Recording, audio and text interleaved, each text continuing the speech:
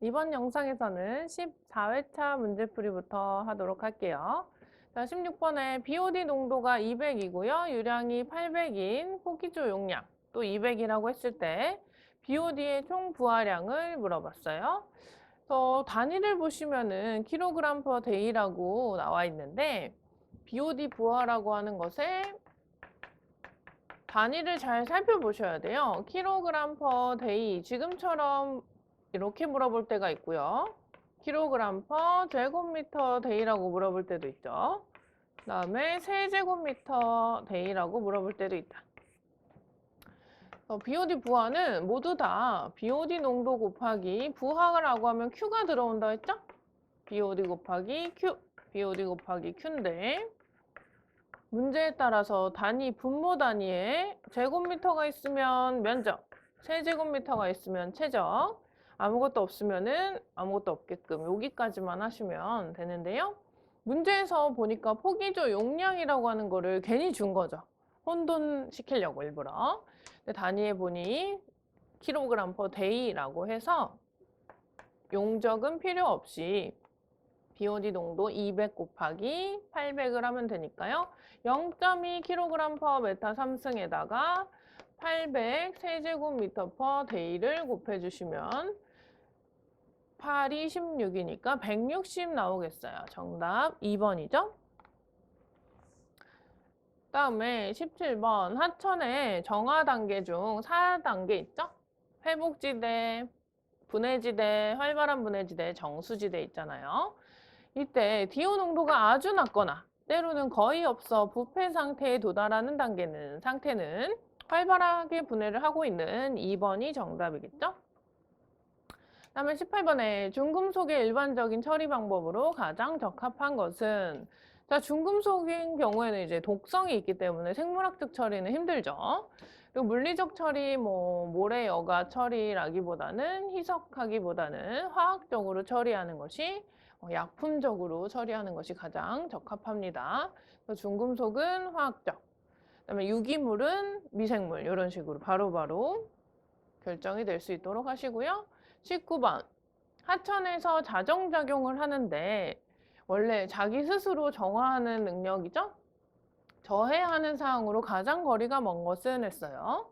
유기물이 너무 과도하게 들어오면은 내가 스스로 정화하고 싶어도 오염이 심하면은 힘들겠죠. 저해하는 거 맞고요. 독성물질 맞고요. 그다음에 유역과 수역의 단절. 약간 혼합이 돼야 되는데 단절이 되다 보면은 흘러야 되죠. 그리고 화천 같은 경우에는 유화를 하기 때문에 시간이 지남에 따라 정화가 가능한 건데 단절되어 있으면 흐름이 끊겨버리면 안 되겠죠? 4번은 좋은 거 아닌가요? 수중의 용존산소가 증가하면은 자정 능력이 커집니다. 그래서 4번이 거리가 먼 것이 되겠고요. 20번 수중의 용존산소와 관련된 일반적 설명으로 옳지 않은 것. 자, DO 농도는 일단 산소라는 건 기체라는 것을 생각하면서 문제를 푸셔야 돼요. 온도가 높으면 감소하는 거 맞나요? 높으면 대기 중으로 날아가죠. 수중에 잘 녹아있지 않으려고 합니다. 그래서 1번 맞고요. 2번에 난류일 때 용해도 높은 거 맞죠? 우리 한번 풀었죠, 이거? 측류일 때랑 난류일 때 당연히 난리치는 흐름일 때 산소가 더 잘 녹고요. 3번에 유기물질이 많을수록 용존산소 값이 커진다는 게 틀렸죠. 유기물질이 많으면 이 유기물을 분해하기 위한 산소는 많이 소비되기 때문에 녹아있는 값은 작아질 수밖에 없죠. 4번에 일반적으로 산소 옷값이 클수록 깨끗한 물로 간주한다. 맞죠? 해서 20번은 3번이 틀렸다. 21번 맨닝 공식 나왔네요. 그리고 상하수도 파트인데 직경이 1m짜리 콘크리트 관에 20도씨의 물이 동수 9배, 여기서 9배는 기울기 경사를 의미합니다. 100 중에 1만큼 이런 식의 경사가 있게끔 관이 설계가 되었다라는 거죠. 점점 커지는데 지금 일정한 게 좋습니다. 직경 1m짜리로. 이때 맨닝 공식에 의해서 유속을 구해봐라 그랬네요. 이 문제는 처음 나오기도 했고 조금 자세히 봐야 될 것 같아요.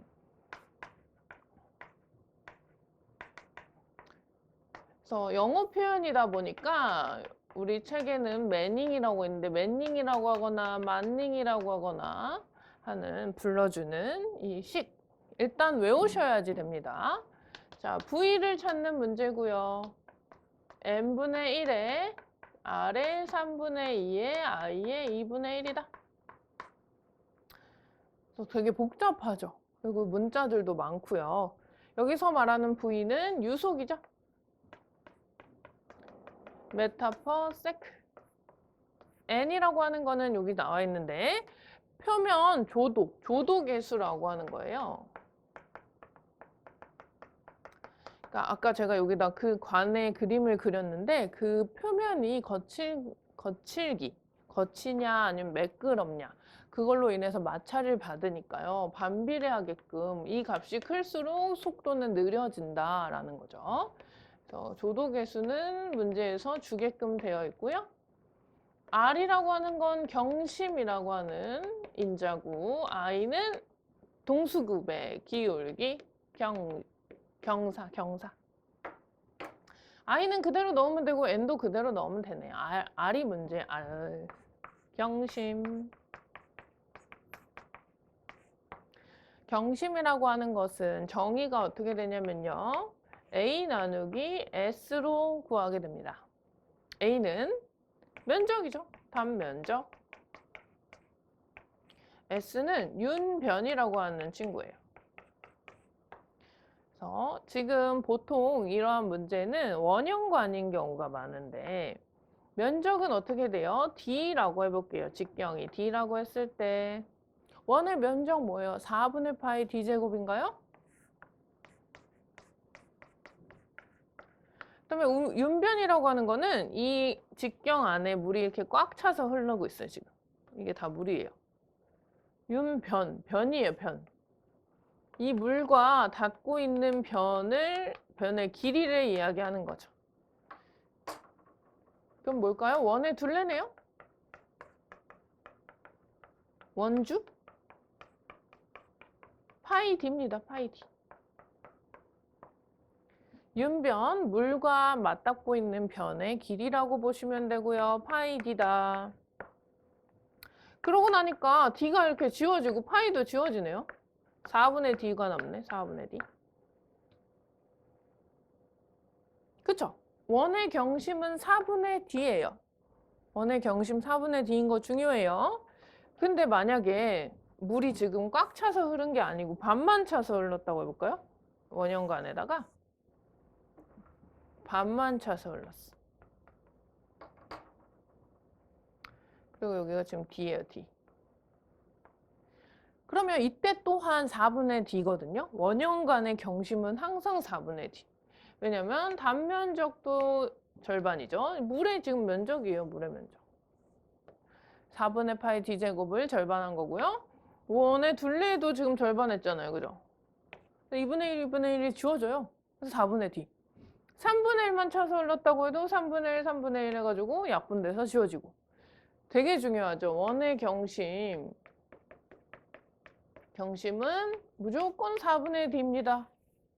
4분의 D. 그래서 경심이라는 수치는 문제에서 이렇게 주어지지 않아요. 너가 찾을 수 있잖아, 경심 정도는. 왜냐면 직경 주니까 4로 나누면은 경심이니까.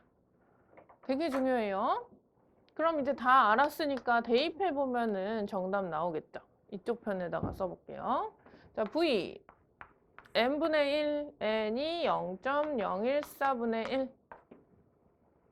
곱하기 R 4분의 D. D가 지금 1이에요. 3분의 2제곱 I 0.01 100분의 1로 쓸게요. 요 계산기에 입력하시면은 메타 퍼 세크 단위로 나오게 됩니다. 설명할 게 좀 많아가지고 이 공식이 우선 개수는 단위가 없어서 문제가 없는데 경심도요 원칙적으로는 직경을 4로 나눴기 때문에 메타 단위가 맞아요. 경심. 그럼 기울기는 단위가 없고 그래서 지금 보시면은 이렇게 좌변과 우변에 단위가 맞지 않은 식을 경험적으로 봤을 때 이 식에 맞더라. 실험을 해봤더니 이 식에 적합하더라. 경험식, 실험식이라고 이야기를 해줘요. 그래서 단위를 다 넣지 않습니다. 어차피 단위가 안 맞아요. 왼편과 오른편. 지금 이 단위는 메타 퍼 세컨인데 오른쪽에 아무데도 시간 개념이 안 나와 있습니다. 그래서요. 지금 얘도 여기 원래 메타가 있어야 되는데 단위 안 쓰고 써요. 숫자만 써요. 그리고 계산을 했을 때 나온 수치에 그냥 단위만 메타 퍼 세컨만 붙여주시면 되는 식이 경험식, 실험식이라는 거.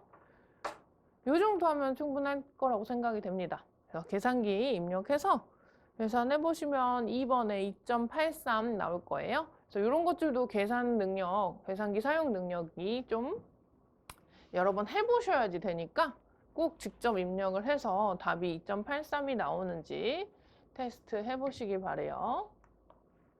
그래서 맨닝 공식은 외우고 각 인자들이 무엇을 의미하는지 대입해서 숫자에다 메타 퍼 세컨만 입력하시면 정답이다. 그다음에 22번 유량이 2000이고요. 염소 요구량이 6. 잔류염소 농도가 0.5일 때 하루에 주입해야 되는 염소의 양은 그랬네요. 자, 이 문제 지난 회차에 나왔던 문제로서 내가 염소를 주입을 하루에 얼만큼 했다. 그것이 다 잔류하는 것은 아니더라. 누가 자꾸 쓰더라, 염소를. 그죠?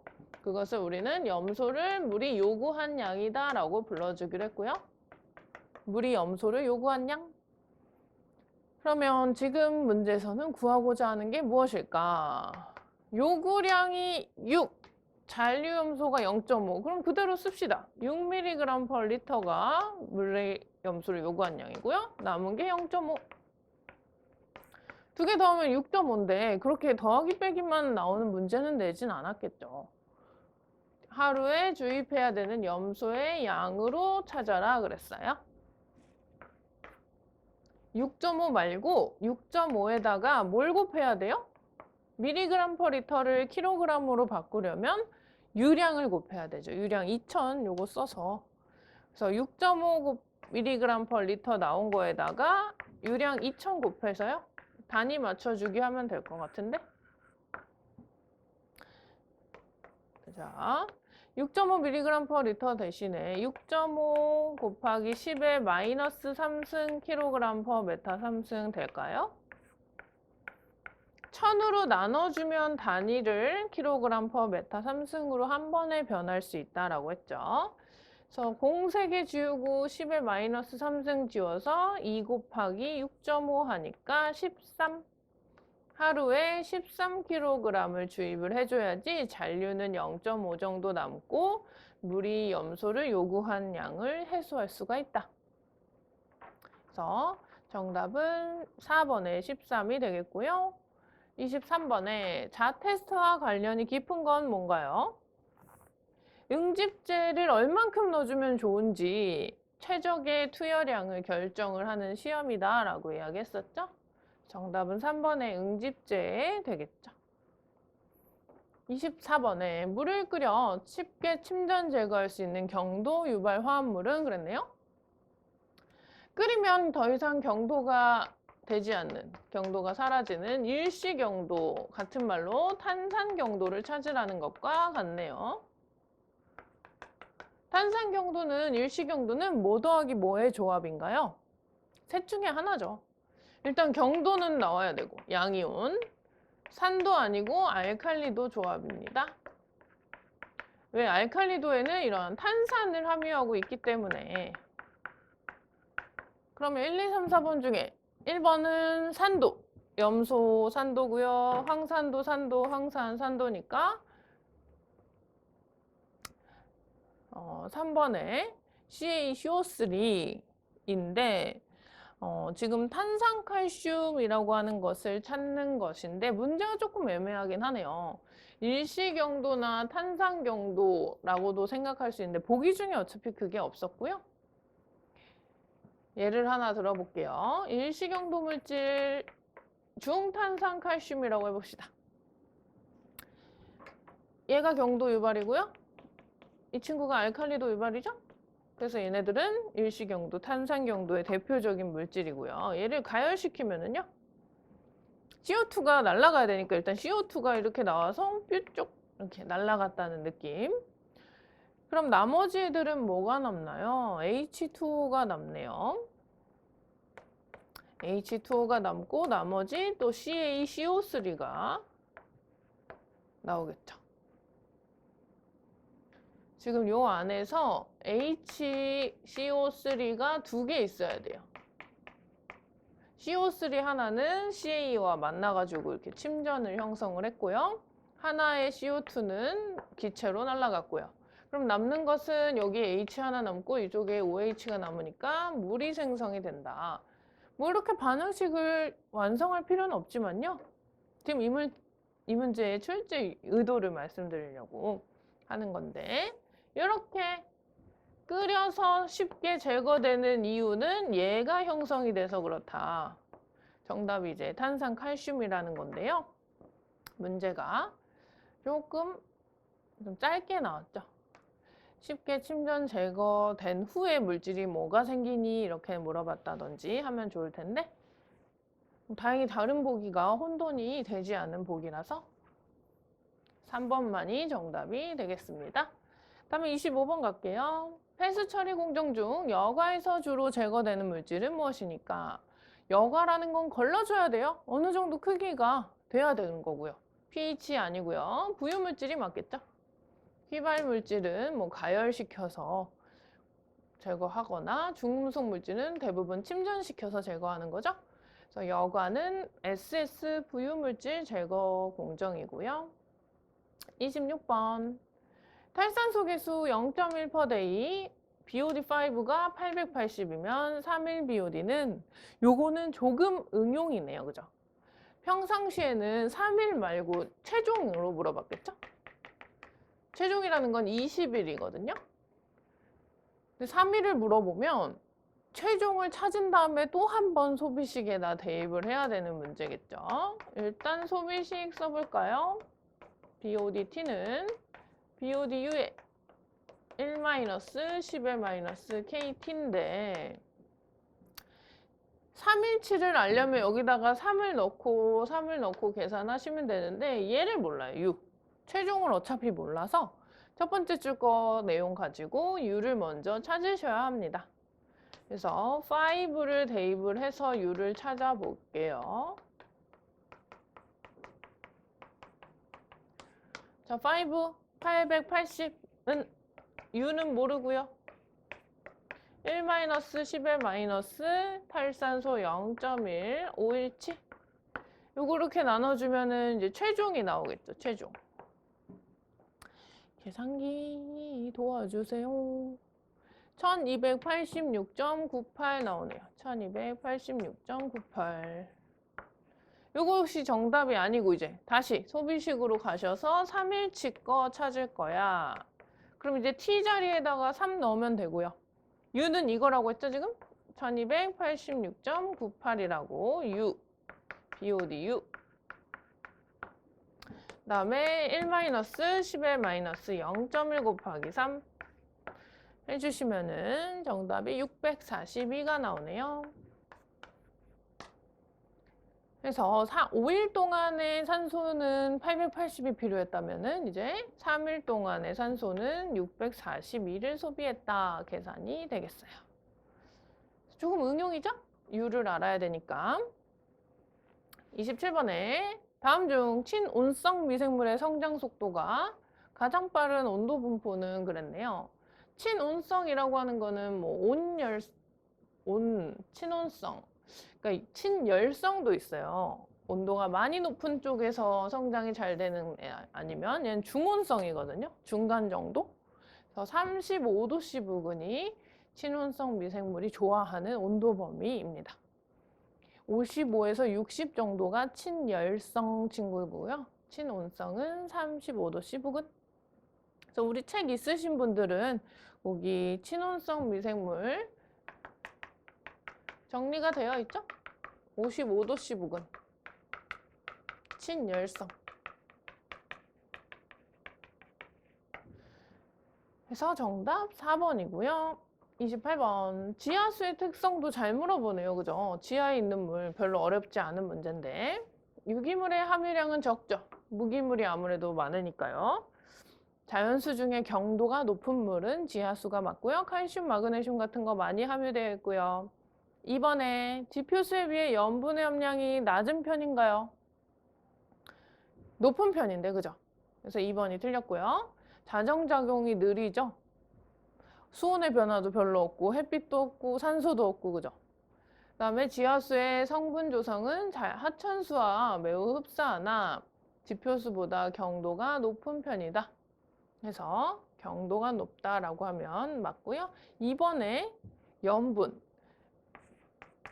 그래서 간단히만 이야기해드리면은 지하수에서 높은 거는 얘네 둘밖에 없어요. 염분과 경도만 높아요. 나머지가 높다라고 하는 보기는 틀려요. 혹은 낮다라고 하면 틀리고요. 얘네들. 자, 정답 2번. 29번. 밀도로 옳지 않은 것은 그랬어요. 밀도 한번 가봐야 되겠네요. 4도씨 밀도 얼마예요? 1 kg per 리터인데. 그것을 이제 분자 분모 해가지고 자유자재로 왔다 갔다 해본 거이죠. 일단 3번은 맞았어요. 1kg per 리터. 1000배 작게 하면 1g per ml. 보기 중에 없네요. 1g per 세제곱센치는 1번에 있네요. 그죠? 맞죠? 1mm랑 1세제곱센치랑 똑같죠? 그다음에 이번에는 1000배 큰 쪽으로 가볼까요? 1000배 크게 되면 어떻게 돼요? 메가그램이라고 했었는데 톤? 메가그램? 그 다음에 킬로리터? 동시에 커져야지 이 앞에 숫자가 1입니다. 킬로그램에서 1000배 크게 각각 해본 거고요. 리터에서 1000배 크게 해본 거죠. 그 다음에 또 킬로리터와 같은 게 메타 3승이 되고요. 메가그램 대신에 킬로그램 쓰고 1000 앞에 붙이면 똑같잖아요. 2번도 맞죠? 1톤 대신에 1000kg이라고 해도 되고, 뭐 몸무게 이야기할 때 0.1톤이라든지 하면 100kg 이런 거죠. 4번은 틀렸습니다. 4번 굳이 단위 맞추기 안 할게요. 1, 2, 3번이 맞으니까요. 그래서 밀도는 기준을 4도씩 걸로 딱 두고 작게도 해보고 크게도 해봤을 때 옳지 않은 것 찾는 것은 여러분들이 충분히 하실 수 있겠다. 킬로그램보다 1000배 큰 거 메가그램이며 톤과 같다는 것도 다시 한번 정리해 볼 시간이 되겠어요. 30번. 글리신의 이론적 산소 요구량을 물어봤고요. 글리신 어떻게 생겼는지 문제에서 줍니다. C 2개, H 5개, N 하나에 O 2개짜리고요. 뭐까지 되는지도 문제에서 잘 보셔야 돼요. CO2까지 되고 C는 CO2, H는 H2O, 질소는 NH, HNO3까지 된다라고 했네요. 그러면 딱 보니까 산소 찾으려면 뭐 해야 돼요? 반응식 세워야 되겠죠? 자, 글리신 먼저 앞에 써주시고 산소가 아직 몇 개 필요한지는 계산을 해봐야 되겠고요. 반응해서 뭐가 생기냐? CO2와 H2O와 HNO3가 생긴다라고 했네요. 그러면 C는 2개, H 하기 전에 N부터 할게요. 지금 H가 2군데 있어가지고 한 군데 있는 거 먼저 하시는 게 좋죠. 하나. 그럼 여기 하나. N 하나여야 되죠? H 5개는 이쪽 거 모르고 이쪽에 지금 하나 있게끔 계산했어요. 그럼 X가 4니까 2는 4 해서 4개 맞춰주시고 마지막에 산소가 가야 되겠죠? 글리신 속에 2개 있고 이 부분 모르고요. 2는 4, 1은 2, 그 다음에 3개 있다. 그럼 X가 7이 됩니다. 7. 7 대입하시면 안 된다 했죠. 7이 14가 되니까 2분의 7로 대입하셔가지고 7을 맞춰주셔야 되겠어요. 이제 분자량과 미지 농도의 비례식 작성해주면 끝. 분자량. 글리신 뭐 C는 12짜리가 2개고 H는 1짜리가 5개고 하니까요. 계산해 보면은 지금 단위가 그램 퍼 몰이라고 했네요. 우선 분자량 먼저 안 써있지만 해볼게요.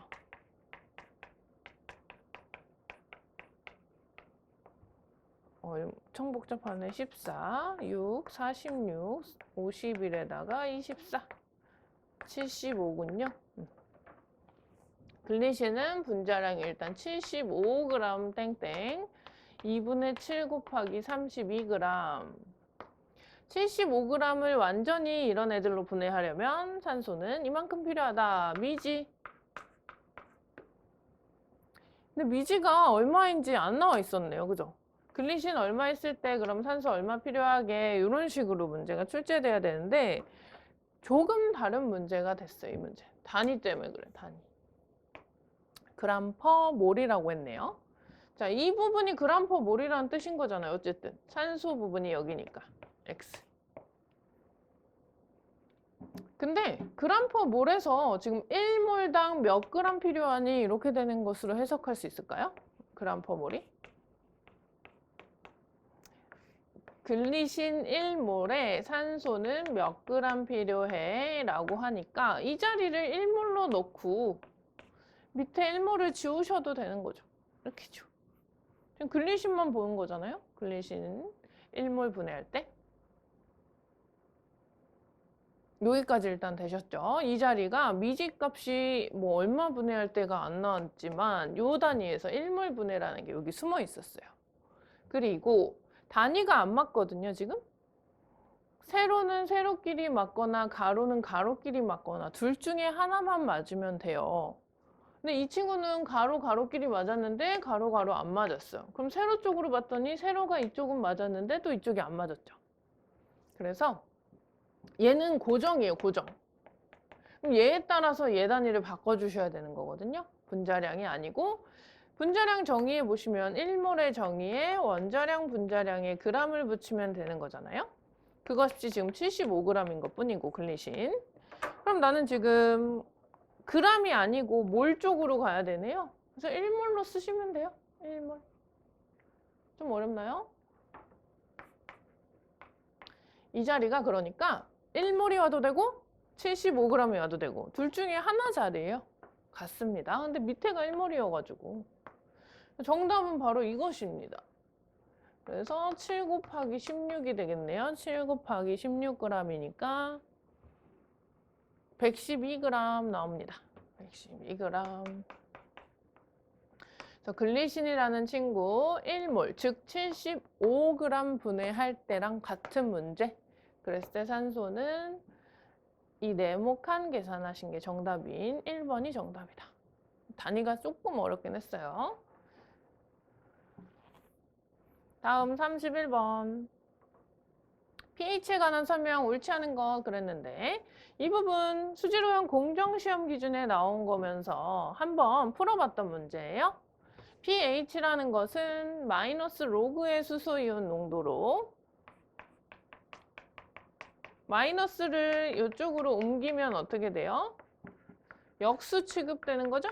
수소이온 농도의 역수의 상용대수로 나타내는 값 맞습니까? 1번 맞죠? 2번에 표준핵 조제에 사용되는 물은 정제수를 증류해서 15분 이상 끓여가지고 CO2를 날려보내고 산화칼슘 흡수관을 달아서 식힌 후 사용하는 거 맞고요.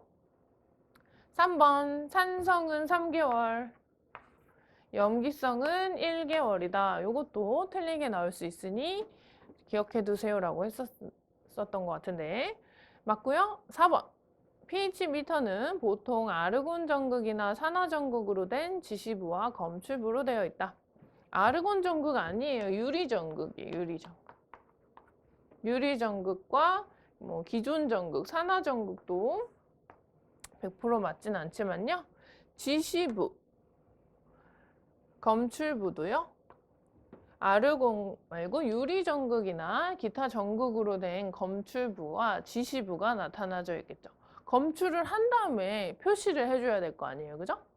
그래서 이것도 순서가 검출부와 지시부로 바꾸는 게 조금 더 좋겠다라는 거. 그래서 이 문제가 지금 두 번째 정도 풀이를 해보는데 다른 보기가 다 똑같아요. 그때도 4번이 틀렸거든요. 그래서 뭐 다른 보기에 암기가 어려우시다면은 오답으로서 기억을 최소한으로 해주시면 되겠죠? 다음에 32번. A 하수 처리장의 BOD 농도, 유입 BOD 농도 얼마? 유출은 얼마? 제거율 구하시오 하면 어떻게 해요? 유입분의 유입 빼기 유출 바로 가실까요? 이 문제도 뭐 매 회차 나오네요. 해서 계산해 보시면 79.6으로 약 80% 4번 정답 체크해 주시고요. 33번. 그림을 넣을 곳이 없어서 지금 그림까지는 못 실었지만요. 호수에 연직 분포, 깊이에 따른 온도 변화 그래프이고요. 계절별로 4가지 그림이 나와 있죠. 이에 관한 설명으로 거리가 먼 것 그랬죠. 그래서 호수 같은 경우에는 성층 현상이냐 아니면은 혼합 현상이냐? 계절에 따라서 두 가지로 나뉘게 되는데요. 일단 겨울부터 좀 한번 해볼까요? 수심이 깊은 온대지방의 호수는 계절에 따른 수온 변화로 물의 밀도 차이를 일으킨다. 이런 현상이 나타내는 근본적인 이유는 물이 이렇게 있기 때문이죠. 4도씨의 밀도가 가장 크다. 온도에 따른 밀도 변화 그래프를 보면요. 그렇기 때문에 사계절마다 이제 수온 변화에 의해서 밀도가 차이가 나타난다라는 거죠. 1번 맞고요. 2번 설명 한번 볼까요? 겨울에 수면이 얼 경우 얼음 바로 아래의 수온은 0도씨에 가깝고 호수의 바닥은 4도씨 물에 가깝고요. 안정한 상태를 나타낸다. 자, 겨울 가볼게요. 이렇게 호수가 있을 때 자, 바깥의 온도가 굉장히 춥죠. 막 영하예요, 영하. 그러면 이 위쪽에 얼음이 생겨요, 얼음. 그렇죠? 그럼 얼음 바로 밑에 물은 당연히 이제 영상으로 되려면 0도씨가 돼야 되겠죠. 그러면서 그 밑에 물은 바깥이 조금 이렇게 이불 효과로 조금 더 높아집니다, 점점. 그리고 2, 3, 4도씨까지. 바닥물은 4도씨에 가까운 물이 형성이 된다라고 하는 거. 이 부분에 대한 그래프거든요. 자, 0도씨 물, 1도씨, 2도씨 점점 아래로 갈수록 밀도가 커지네요. 그러니까 0도씨보다 1도씨 물이 무거운 거고 1도씨보다 2도씨가 무겁고 3도씨, 4도씨가 제일 무겁잖아요. 그렇다 보니까 어때요? 아래로 갈수록 무거운 물이 있는 게 당연한 거죠. 움직임이 없어요. 그래서 이렇게 성층을 나타낸다라고 하는 거. 겨울철은 성층 현상이다라고 정리해 두셔야 돼요. 그래서 2번 설명 맞겠네요. 얼음 바로 아래의 수온은 0도씨, 호수의 바닥 쪽은 4도씨이면서 물의 혼합이 없이 무거운 물이 아래에 있으니까 안정한 상태를 나타낸다. 맞고요. 3번에 이제 봄이 돼볼까요? 봄? 봄이 되면 이제 더 이상 외부의 온도가 이렇게 영하라든지 춥지가 않죠. 날씨가 따뜻해지면서 이제 햇빛이 나타나지게 되고요. 이제 얼음도 녹았어요. 그럼 이제 0도씨 물이 따뜻해지는 거죠? 따뜻해지면서 뭐 3도씨가 됐다 해볼까요? 그럼 그 아래쪽에 있던 1도씨 물이 가벼운지 3도씨 물이 가벼운지라고 봤을 때 1도씨가 더 가벼워. 그럼 1도씨가 올라가고 3도씨는 무겁고 그 다음에 또 올라온 물이 또 따뜻해지면서 점차 이런 식으로 혼합이 진행이 됩니다. 그렇게 설명이 되어 있는지 한번 볼게요. 봄이 되면 얼음이 녹으면서 표면의 수온이 높아지기 시작합니다. 맞죠? 근데 그 물이 4도씨가 되면 밑으로 이동하나요? 점점 따뜻해지는데 4도씨는 제일 무거워. 그렇다 보니까 밑으로 이동하면서 전도 현상이라는 게 일어나는 계절이 봄철이에요. 그래서 혼합이라고도 하지만 전도 현상이라고도 합니다. 3번도 맞는 설명. 그다음에 이제 다시 4번에 되면 여름이네요. 여름. 여름에서 가을로 변하면은 어떻게 되는지 여기 위에 지우고 이제 여름, 가을 해볼게요.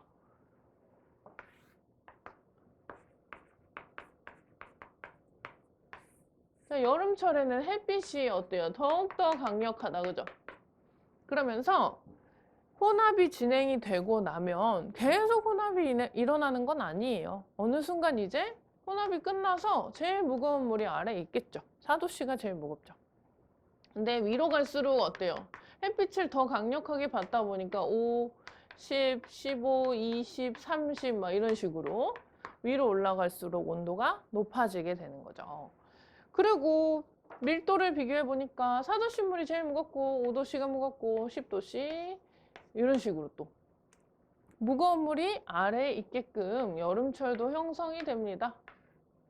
그래서 성층이 진행이 되는 거고요. 층이 지어지는 계절. 그래프에서 산 모양이죠. 4도씨가 제일 높을 때 편의상 앞쪽에 0에서 4도씨 부근은 겨울에 의한 거고요. 이쪽은 여름에 의한 거예요. 그래서 여러분들 누구에게 이런 식으로 설명을 할 건 아니잖아요. 그래서 가볍게 여름과 겨울은 성층, 봄과 가을은 혼합, 전도 이런 식으로만 정리를 일단 해두시면 된다는 거. 너무 어렵게 생각하지 마시고 이제 가을까지만 볼게요. 가을은 여름에 이 뜨거운 태양이 이제 식어요. 식음, 열기가 식어요. 그래서 30도씨 물이었는데 막 10도씨로 식죠. 표면부터 식어. 밑에 20도씨 물이랑 비교해보니까 10도씨가 무겁네? 그럼 20도가 올라가고 또 20도씨에 올라왔던 물이 식어서 10도씨로 되고 이런 식으로 계속 이제 또 혼합이 진행이 되는 거죠. 봄철은 위에부터 따뜻해졌다면 가을철은 위에부터 식기 때문에 식으면서 4도씨에 가까운 물이 이렇게 되는 거죠, 지금. 그래서 물이 무거워지기 때문에 뭐가 일어나요? 혼합이 일어난다. 전도 현상이 일어난다. 정리해 두시면 되고. 그럼 4번 보기 한번 볼게요. 여름에서 가을로 가면 표면의 수온이 내려가는 거 맞죠? 맞아요. 수직적인 평형 상태에 틀렸네. 혼합인데 혼합. 수직적인 혼합 상태를 이루며 봄과 다른이 아니고 봄과 같은 전도 현상을 나타내며 수질은 악화됩니다. 가만히 있는 게 수질은 위쪽만 계속 깨끗하고 뭐 더러운 건 아래 침전이 되어 있겠죠. 하지만 이렇게 혼합이 진행이 되면 아래에서 농도가 높은 물이 이제 위로 올라오게 되면은 산소를 그만큼 또 소비를 하게 되면서요. 수질이 악화가 되겠습니다. 그래서 4번에 수직적인 혼합이 일어나면 봄과 같은 수질 양호 아니고 악화로 정리해 두시면 되겠습니다. 그래서 33번은 이 성층과 전도 현상의 전체적인 개념 정리를 해야 되는 문제였어요. 그래서 시간이 좀 걸렸고요. 34번 가볼게요. 이건 간단하네요. 그죠? 콜로이드의 크기 물어보는 것 중에 0.001에서 0.1이거나 1이면 되는 1번이 정답이다. 한번 풀었었죠. 콜로이드 사이즈. 다음 35번. 다음 설명하는 오염물질로 가장 적합한 것은 아연과 성질이 유사한 금속으로요. 아연 재련의 부산물로 발생하며 일반적으로 합금 첨가제나 충전식 전지에도 사용되고 이따이 나오면 끝났죠? 카드뮴이라고 하는 물질. 그래서 카드뮴 아연과 성질이 비슷한 거, 유사한 것도 같이 알아둘 수 있으면 좋겠습니다. 그다음에 15회차까지 해봐야 되겠죠? 우리 15회차까지 풀이하는 과정이니까요. 16번 괄호 안에 옳은 말 물어봤는데 이 문제도 앞에서 풀었던 문제예요. 미생물 종류에서 보기들을 보면 산소를 좋아하냐 싫어하냐 자산 이런 거 없죠? 고온 아니고요. 미생물은 영양 섭취, 온도 또는 산소 섭취 유무에 따라서 분류하는데 땡땡땡 미생물은 용존산소가 아닌 황산의 이 산소, 결합산소라고 했었는데 질산과 결합된 이 산소와 같은 화합물에서 산소를 섭취하고 그 결과 황화수소나 질소가스 등을 발생시키는 미생물은 혐기성이다라고 했었죠? 그래서 혐기성, 호기성도 편성, 편식할 때 완전히 산소가 있으면 안 되거나 없어야 되거나 있어야 되거나 통성, 우리가 일반적으로 이야기하는 친구들은 통성이라는 물질로요. 이러한 결합선소까지는 가능한 혐기성균, 통성혐기성균을 이야기합니다. 어쨌든 정답은 3번이에요. 용존산소가 아닌이라고 하는 것에. 17번. 활성슬러지공법에서 반송시키는 목적 했었는데, 그죠? 뭐 미생물 농도를 적정하게 유지하기 위해 2번이 정답이죠. 18번. 폐수 처리에 여과 공정에 사용되는 여제로 거리가 먼 거. 이것도 했었죠. 모래나 무연탄, 규조토 이런 흡착도 같이 진행이 될 수 있도록 붙으면 좋잖아요. 유기물이라든지 다른 제거하고자 하는 입자들. 유리로 만들면 안 되죠? 깨지면 끝나요. 그죠? 19번. 침사지의 수면적 부하 Q 나누기 A죠. 유량 나누기 면적. 수평 유속이 0.32m/s, 수심이 1.2m일 경우에 유효 길이는 해서 한번 해봤던 문제인데요. 다소 얘도 복잡하다라고 했었던 것 같은데 일단 수심이 1.2m 요 아랫 면적에 따른 내가 찾아야 되는 건 이 부분이에요, 여러분. 길이이기 때문에 어떠한 개념이 들어와야 돼요? 길이를 찾으려면 수평유속이라는 걸 이용을 꼭 하셔야 돼요. 수평유속. 유속과 침전은 틀리다 그랬죠. 흐르는 방향의 속도를 유속이라고 해요. 그럴 때 1초에 0.32m를 움직인다는 게 되는 거죠. 그럼 여기까지의 시간이 얼마 걸리는지를 찾으면 몇 미터인지 나오겠죠. 예를 들면 10초 걸렸어? 그럼 3.2m 이렇게 돼야 되겠죠. 길이가. 그렇기 때문에 수평 유속을 꼭 이용을 해야 돼요. 그럼 L 나누기 T잖아요. 이게 속도 V고. 그럼 내가 L을 찾으려면 반드시 T를 찾아야 된다는 거다. 여기서. 그죠? 시간. 나머지 조건 가지고 시간을 찾아야 하는데 나머지 조건에서 1800이라고 하는 건 수면적 부하로서요. Q 나누기 A 값이 되고 같은 것이 또 뭐가 있다라고 했었냐면 H 나누기 T와 같다라고 했었는데 혹시 기억이 나실까요? Q 나누기 A를 다른 문자로 한번 더 써볼게요. A는 여기서 수면적. 여기 면적이죠. 위의 면적일 수도 있고 바닥 면적일 수도 있고 똑같아요. 우리 천장과 바닥 면적은 똑같으니까. 그러면 L과 B예요. LB. A는 L 곱하기 B. 그 다음에 Q는요.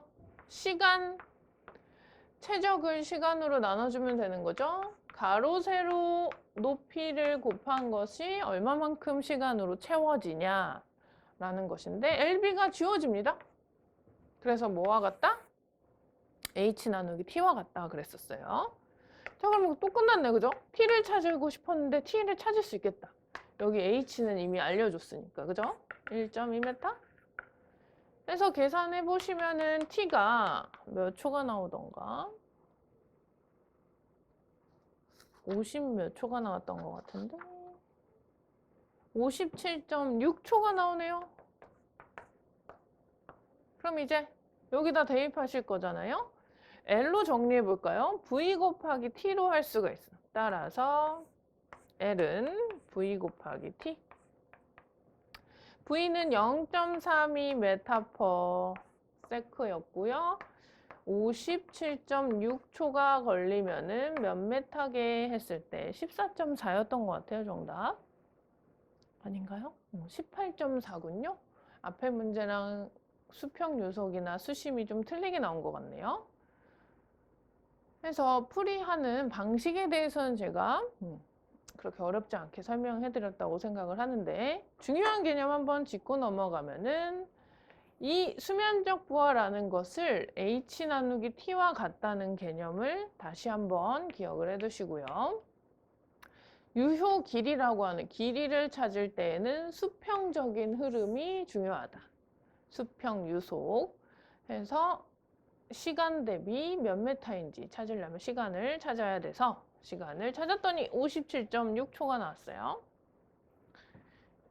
그리고 수심과 계산을 해가지고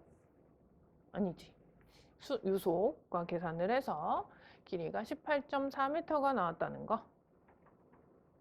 20번 포기조에 가해진 BOD 부하 1g당 100리터의 공기를 주입시켜야 한다면 100mg/L가 인 하수 1000L/D를 처리하기 위해서는 공기를 얼마 주입해야 되니? 이런 것도 너무 어렵지 않게 생각하시면 돼요. 여기 관계식 한번 볼까요? BOD 1g 부하가 있으면 100리터 공기 넣어줘야 된대요. 그러면 얘네 두 개 곱하기 하면은 얼마예요? 하루에? 1000, 이거 리터 이렇게 지워지고 10의 제곱에다가 3개니까 10의 5승 mg. 하루에 10의 5승 mg이 생성되는 이 BOD를 공기 얼마 리터를 넣어가지고 주입시켜야 되냐. 근데 공기가 또 리터가 아니네. 메타 3승 퍼 데이네. 비례식인 거죠, 뭐 사실. 1g일 때 100리터면 얘가 몇 g인지 찾고 얼마 이렇게 나오면 되는 건데요. 이쁘게 정리해서 써볼까요? 내가 원하는 단위를 왼편에다 써주자. 공기 메타 3승 퍼 데이. 그럼 마지막에 내가 지워서 공기로 가야 되잖아요. 100리터 공기를 찾아야 되고 1g BOD는 지워줘야 되고. 얘네 둘 곱할게요. 100mg/L 곱하기 1000L/day. 두 개 곱하면 하루에 발생하는 BOD의 총 부하량이 나온다. BOD 부하. 미리그램이지만요. 단위 환산만 해주면 되겠다. 그죠? 얘를 g으로 바꾸면 0.1g이라고 쓰면 되나요? 그쵸? 그래서 이 BOD g과 지우기 하고 공기를 리터로 하지 않고 메타 3승으로 바꿔주면 끝나나요?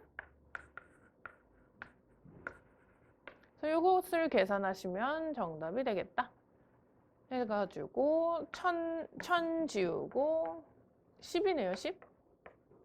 하루에 10 메타 3승의 공기를 주입하면 가능하다.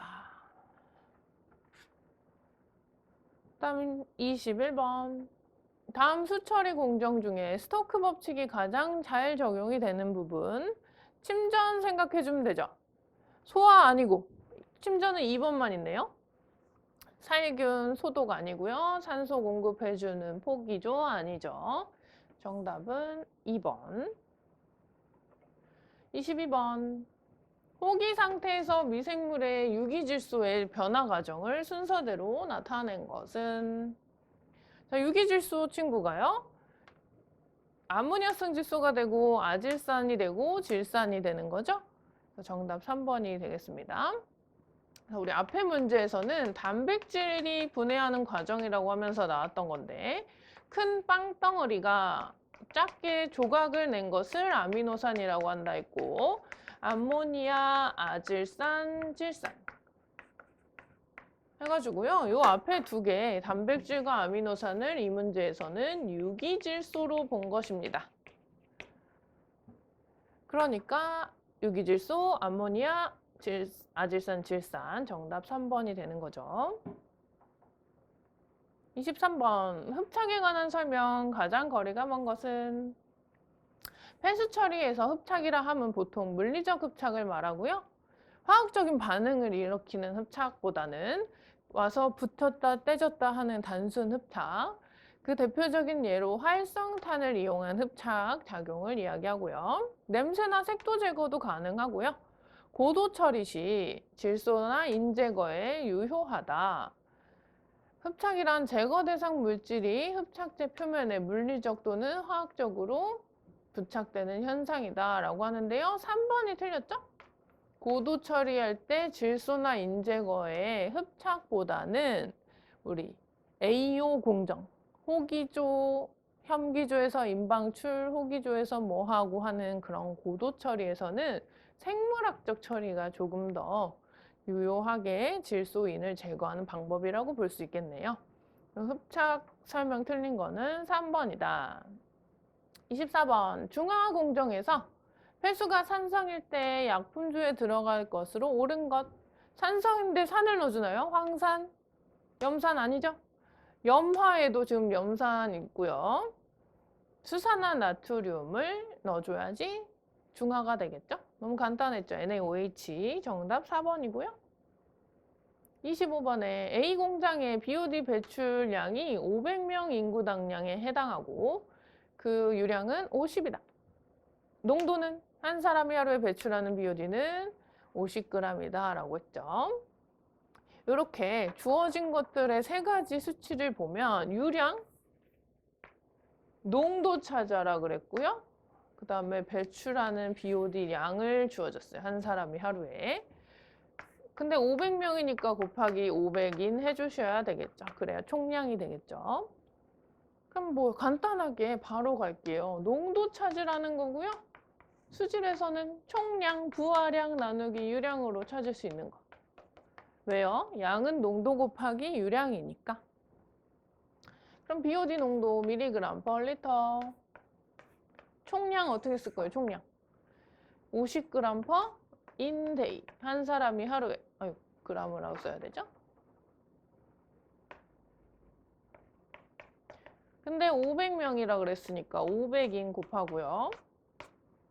유량으로 나눠줍시다. 유량 50. 데이 지우고. 그래서 남은 것은 50도 지워지네요. 50, 50. 미리그램 퍼 리터로 바꿔야 되는데 그램 퍼 메타 3승으로 나왔어요. 1000배 작게 하면 미리그램, 1000배 작게 하면 리터. 정답은 500이네요. 500. 50, 50 지워지니까. 요 개념이 중요한 거다. 그죠? 26번. 독립침전에서 스토크 법칙을 따르는 입자의 침전 속도에 영향을 주는 인자와 거리가 먼 것은? 뭐 독립침전 아니어도요. 스토크 법칙은 사실 독립침전에서 나타나는 현상을 공식화한 건데 공식 생각해보면 된다는 거죠. 뭐 스토크 법칙에서 18뮤분의 D제곱의 로우 S 빼기 1 로 더블의 G. 이 인자들 물의 밀도 나오죠. 물의 점도 나오죠. 입자의 지름 나오죠. 용해도가 아니죠. 점도, 밀도 해서 4번이 아니다. 27번. 폐수 중 오염물질 제거할 때 부상이 좋은 경우, 좋은 점을 설명한 것으로 가장 적합한 것은 어떨 때예요? 가벼울 때죠. 1번에 침전하는 속도가 느리고 크기가 작거나 가벼운 입자를 짧은 시간 내에 할 수 있을 때 1번이 맞네요. 나머지는 뭐 중금속을 효과적으로 처리한다든지 색도나 경도 유발 물질 효과죠. 빠르고 큰 입자가 얘는 4번은 침전이 더 좋겠어요. 1번 경우만 부상이 더 좋은 점을 설명한 것으로 맞네요. 28번 경도 유발 물질 거리가 먼 것. 칼슘, 마그네슘, 철, 망간, 스트론튬 5개 외워야 되겠네요. 그죠? 경도 유발, 칼슘, 마그네슘, 철, 망간, 스트론튬도 한번 나온 적 있었죠. 칼륨이 아니다. 1번이 아니죠. 29번에 혐기성 소화조의 완충 능력을 표현하는 것으로 가장 적합한 것은 그랬어요. 완충 능력? 충격이 완화된다라는 건데 혐기성 소화를 하게 되면 이 산물질이 나와요. 유기산. 그럼 산이 너무 많이 나오면은 메탄균이 싫어해요. 메탄을 생성하는 균을 메탄균이라고 하는데, 그래서 산과 적당한 중화를 시키기 위해서 있어줘야 되는 것이 바로 알칼리도가 되겠습니다. 정답 3번이고요. 적정한 알칼리도가 있어서 소화 후에 충격이 pH가 확 떨어지지 않게끔 충격을 완화시켜주는 능력은 알칼리도가 갖고 있다. 이어서 30번에 박테리아에 관한 설명 옳지 않은 것. 60%가 수분이고 40%가 고형물이다 라고 하는데 수치가 조금 틀렸죠. 82 수분이고 22 수분이고 82 고형물이에요. 박테리아. 얘도 사람이랑 똑같이 고형물 뭐 뼈라든지 뭐 이런 것들이 이루어져 있고 사람 피로 이루어진 것처럼 물로 이루어져 있을 때 82 고형물이고요. 22 물인데 이게 반대로 된 것 같은데 그죠? 수분이 80이죠? 얘가 20이고 80이고 그래서 여기 보시면 수분이 80으로 가야 되고요. 고형물은 20으로 가야 돼서 1번 틀렸고 그다음 박테리아도 모양에 따라서 또 막대기 모양이냐 동그라미 모양이냐 나선 모양이냐로 나뉘게 되는데 뒤에다 균을 붙이면 돼요 여러분. 막대기 모양은 간균이라고 해요. 간균 긴균 느낌. 공 모양은 구균 나선 모양은 나선균 이렇게도 불러주기도 합니다. 3번에 단세포 미생물로요. 용해된 물질을 섭취하죠. 예를 들면 콜로이드 애들 같은 걸 참 좋아해요. 사이즈가 박테리아가 항상 그렇게 큰 친구는 아니잖아요.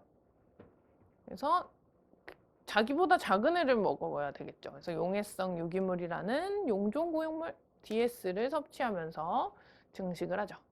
그다음에 일반적으로 572N 이렇게 생겼어요. C5H7 O2N. 박테리아의 물질들을 따져보니까 C는 보통 5개고 H 수소는 7개, O가 2개, N이 하나 형태인 것이 많더라. 그래서 경험적으로 봤더니 분자식이 이렇게 생겼구나라는 거예요. 그래서 1번의 수치 다시 한번 정리하시고 고형물이 20이고요. 수분이 80입니다. 31번 펠스의 명반 응집제 또 나왔죠? 응집제를 사용해서 응집 침전을 시키면 어떠한 물질이 생기니 그랬어요. 탄산나트륨 아니고 수산화 나트륨. 나트륨 넣은 게 아닌데 나트륨 아니죠. 알루미늄 아니면 알루미늄이죠. 3번 아니면 4번인데 대부분이 알루미늄은 이 형태로 침전이 됩니다. 수산화 알루미늄. 황산 알루미늄은 알럼 친구예요.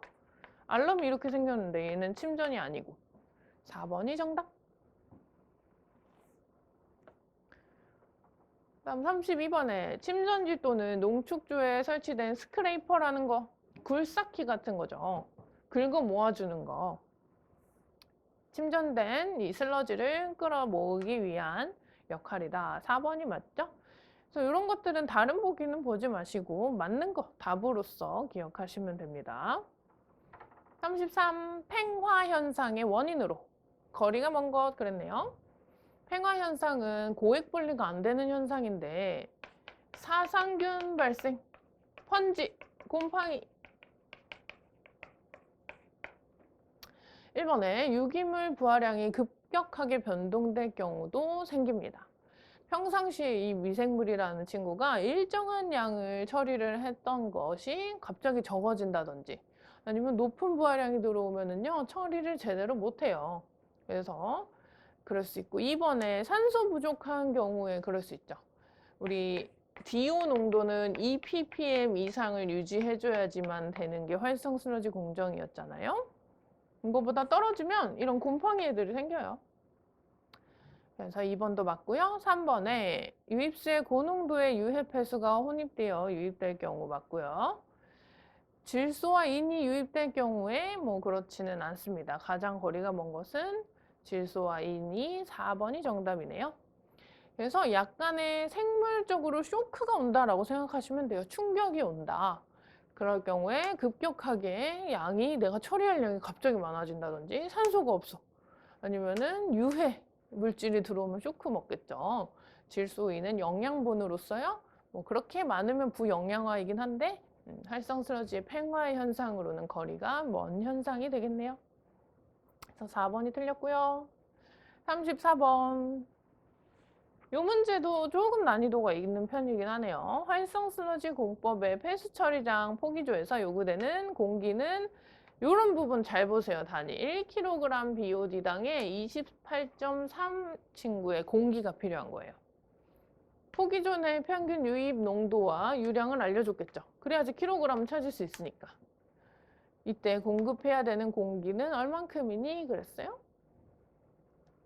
그러면 28.3 메타삼승의 공기는 1kg BOD당에 넣어줘야 되는 건데 10kg BOD가 나왔다고 계산이 됐으면 283 공기를 넣어주면 되겠죠. 뭐 이런 느낌인 거죠, 항상. 그러려면 뭘 찾아야지 알 수가 있겠어요? 이 분모가 몇 킬로그램의 BOD인지를 계산을 해봐야지 되겠죠?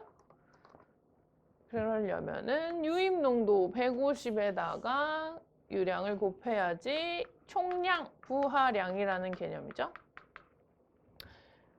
그 다음에 마지막에 공기로 계산하시면 정답이 될 텐데 바로 예쁘게 한 줄로 적어 볼게요. 공기량. 보기 단위를 보면서 메타 3승 퍼 분 1분당 얼마만큼의 공기를 넣어야 되는지. 일단 동그라미 친 거 2개 곱해야 돼요. 킬로그램 퍼 메타 3승으로 한 번에 바꾸면 1000으로 나눠주기로 했어요. 150 나누기 1000 킬로그램 퍼 메타 3승. 유량 7570. 그러면 총 뭐가 나왔어요? BOD 나왔죠? 그러면 또 BOD랑 맞춰줘야 되잖아요. 얘가 총 BOD 킬로그램. 근데 1kg의 공기는 28.3만큼 넣어주기로 했잖아요. 요거 계산하시고요. 마지막에 시간 단위가 데이가 아니고 민으로 바꿔주시면 되겠어요. 24 곱하기 1시간에 60분 이렇게 계산하시면 정답이 되고요. 22.3 나오네요. 1분에 공기를 22.3 메타 3승 넣어줘야지 포기조에 산소 공급이 된다. 항상 농도 곱하기 유량이라는 걸 먼저 한 다음에 마지막에 이렇게 다른 걸로 바꾸는 유형이죠. 보니까. 그다음에 마지막으로 35번에 수질오염 공정시험 기준상 따로 규정이 없는 한 감압 또는 진공이라고 함은 수은기둥으로 했을 때 15mHg 이하인 경우를 감압 또는 진공이라고 하죠. 그래서 3번이 정답인데요. 우리가 1기압을 이야기할 때 이 한쪽은 막아놓고 한쪽에 대기압 1기압을 받아봤다. 이 안에다가 뭘 넣었죠? 수은을 넣어보기도 하고 물도 넣어보기도 하고. 근데 높이 차이가 760이 났더라. 그것이 1기압이었죠? 수은기둥으로 했을 때. 근데 이쪽은 하나를 이제 감압 또는 진공 상태로 놓은 거죠. 그랬더니 물기둥 차이, 수은기둥 차이가 뭐 15mm 정도보다 작게 나온 경우를 우리는 감압 또는 진공 상태라고 정의하자 이야기한 거예요. 여기가 대기압을 받지 않은 상황에서의 기둥의 높이를 보니까 15보다 낮더라. 그럴 때를 감압 또는 진공이라고 하자라고 해서 정의해 보시면은 15가 정답이 됩니다. 해가지고요. 15회차 기출문제까지 풀어봤고요. 시험 문제 지금까지 풀어본 거 어려운 거 있으면 다 정리 잘 하셔가지고 합격하셨으면 좋겠습니다. 다른 과목도 화이팅 하시고요. 그럼 수질 표현 강의는 여기까지 하도록 할게요. 수고하셨어요.